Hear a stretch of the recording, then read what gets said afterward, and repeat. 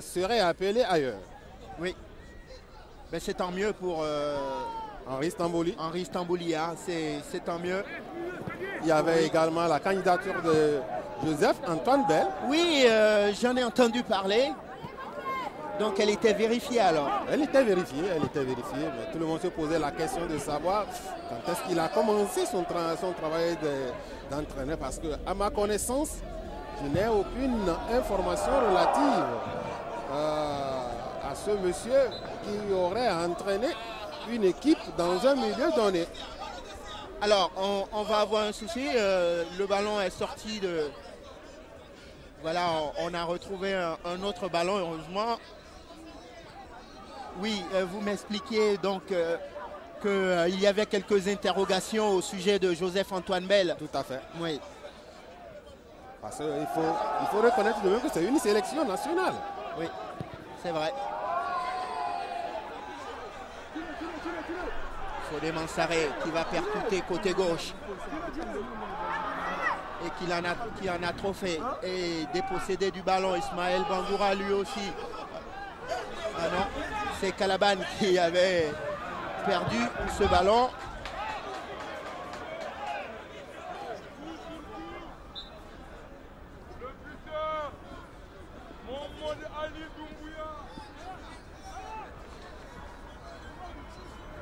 Allez, 2 minutes encore dans le temps réglementaire de cette partie. Est-ce qu'il y aura un temps sans doute à cause des nombreux changements, à moins que les sélectionneurs se soient entendus pour qu'il n'y ait pas de temps additionnel. Ah, ce serait bien pour le Togo de marquer au moins un petit but, hein, parce qu'il y a eu une forte colonie togolaise qui s'est déplacée aujourd'hui pour ce match amical face à la Guinée. Et voici le Togo mené 2-0 par la Guinée. On peut comprendre aussi que ces buts-là interviennent à un moment où on a effectué de nombreux changements et donc forcément il n'y a plus beaucoup de liens entre les 11 acteurs côté togolais.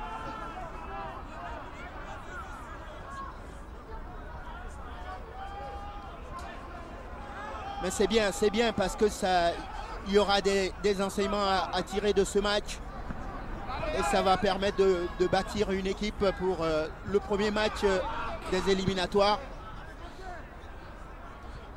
Aussi bien pour Robert Nouzaré qui est à la tête de la Guinée que pour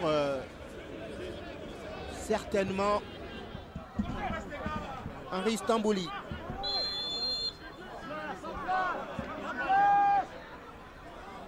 Les dernières minutes de ce match est toujours 2-0 pour la Guinée.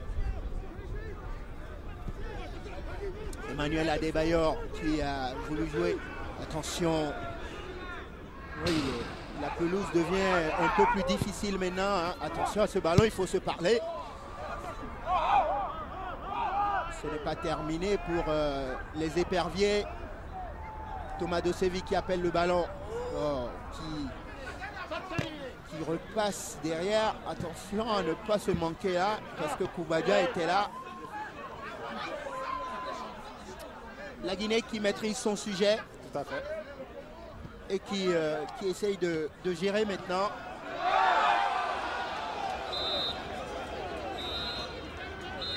Et voilà, c'est terminé sur cette victoire de la Guinée face au Togo. 2-0. 2 buts intervenus dans les dernières minutes de cette partie. Victoire donc pour la Guinée face à cette équipe togolaise. Qu'est-ce qu'on pourra dire? Moi, je me dis que le changement effectué par l'entraîneur peut-être est venu aussi à point nommé. Ça a permis à cet entraîneur de voir avec qui il peut composer désormais parce qu'il a constaté tout de même que la ligne arrière était un peu fragile et ça a permis aux Guinéens qui avaient bénéficié beaucoup de sang-froid d'appuyer sur l'accélérateur et ont accueilli à froid le jeune gardien Cédric. Je me dis que Henri Stambouli qui était à nos côtés et notait, comme vous venez de le dire si bien, noircissait bien ses feuilles, aurait quand même beaucoup à noter et cette rencontre lui a permis de savoir à quoi s'attendre. 2-0, une rencontre qui aura permis à Henri Stambouli de savoir à quoi s'attendre. On va remercier toute l'équipe parisienne qui a produit ce match, des techniciens jusqu'au cas régie, hein, bien entendu. Et puis Jules Assima, merci d'avoir fait tout ce déplacement jusqu'ici à Paris pour commenter ce match en notre compagnie. Ça a été un réel plaisir de faire ce match. En votre nom à tous, on remercie également les téléspectateurs du Togo qui nous ont suivis puisqu'on était en direct au Togo pour ce Togo-Guinée match amical de préparation pour les prochaines éliminatoires de la Coupe d'Afrique des Nations 2010 et du Mondial 2010 également. Tout à fait, c'était un plaisir partagé. Merci à tous, bonne fin de soirée et à très bientôt.